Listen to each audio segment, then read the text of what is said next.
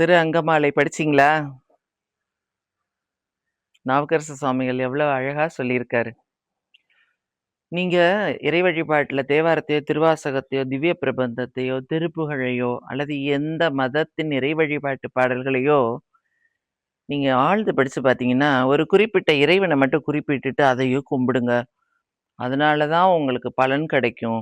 இவர் தான் பெரிய இறைவன் அப்படின்னே சொல்லியிருக்க மாட்டாங்க. உள்ளார்ந்து இருக்கக்கூடிய நமக்குள் இருக்கும் இறைய வெளிக்கொண்டு சொல்லுவாங்க. நான் அப்படிதான் கும்பிடுவேன். ரொம்ப பக்தி உண்டு, ரொம்ப பயம் உண்டு. அதே சமயம் எதார்த்த வாழ்வில் எல்லார்கிட்டயும் அந்த இறைவன பார்க்க முயற்சி பண்ணுவேன்.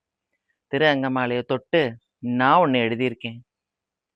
அம்மாமாரே, ஐயாமாரே, இங்கே கொஞ்சம் வாருங்கள். அன்பாய் நானும் சொல்ல வந்ததை அமைதியாய் கொஞ்சம் கேளுங்கள். நிறையது உயிர்களில் குறையது என்று சிந்தித்துக் கொஞ்சம் சொல்லுங்கள். முற்று முழுதென்று உலகினில் ஏதுமுண்டோ? முடிவாய்க் கொஞ்சம் கூறுங்கள். உடலில் ஊனமும் இயற்கையின் படைப்பே, அது உங்கள் மூளையில் ஏறலையோ? உண்ணும் உணவையும் மரபணு மாற்றி உடலையும் நஞ்சாய் ஆக்கலையோ? அறிவியல் வளர்ச்சி என்று சொல்லி பூமியின் வளங்களை அழிக்கலையோ? அழிக்கவே முடியா செயற்கை பொருளால் மண்ணையும் மலடாய் மாற்றலையோ? சுயநலம் பெருகி பொதுநலம் மறந்து மனித பண்பையும் சிதைக்கலையோ? மனங்களை ஒடித்து ஊனமாக்கி உயிருள்ள பொருளாய் உழவலையோ? ஊனம் தனக்கொரு குறையில்லை என்று உழைப்பவர் உலகில் ஊனமில்லை. உடல் வலுவிருந்தும் உழைக்காதவர்க்கு கைகால் இருந்தும் பயனுமில்லை. இன்று இருக்கும் உடல் நலம் நாளையே மாறலாம், சற்றே சிந்தியுங்கள். இன்று இருக்கும் உடல் நலம் நாளையே மாறலாம், சற்றே சிந்தியுங்கள். இயலாதவரின் இடர்களை உணர்ந்து இருகரம் நீட்டி அணையுங்கள். உணர்ச்சியும் வலியும் உயிர்களுக்கெல்லாம் ஒன்றே என்று நினையுங்கள். உங்கள் நாவில் இனிக்கும் இனிப்பு அவர்க்கும் இனிக்கும், உணருங்கள். இப்ப அங்கமாலைக்கு போகலாமா?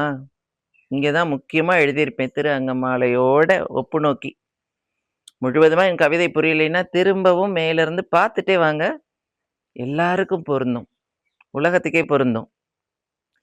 கண்முன் கொடுமையை கண்டும் கொதிக்காத கண்கள் இருண்ட குழிகளே, கடையவர் துயர்தனை கேட்டும் துடிக்காத காதுகள் கேள்வி குறிகளே, பேசும் பேச்சினில் வாய்மையை மறந்த வாய் இருந்தும் வீணே, துயர்கண்டு உதவ நீளாத கைகள் தோளினில் தொங்கும் சதைகளே, உதவி என்றதும் ஓடி உதவாத கால்கள் உளுத்த தூண்களே, அடுத்தவர் உயர்வை கண்டு புழுங்கும் மனமே கலங்கிய குளமே, இத்தனை ஊனம் நமக்குள் இருக்க எங்கே நாம் இதில் உயர்ந்தோம்? அன்பெனும் மலரை தூவி அனைத்து மனிதம் தழைக்க உயர்வோம். இதுதான் திரு அங்கமாலை எனக்குள்ள ஏற்படுத்தின பாதிப்பு. அங்கமாலை என ஆடுற பொழுது எனக்குள்ள பக்தி வந்தது. திரு அங்கமாலை ஆடுறப்போ எல்லாருமே சிவத்தை பார்த்தோன்னாங்க.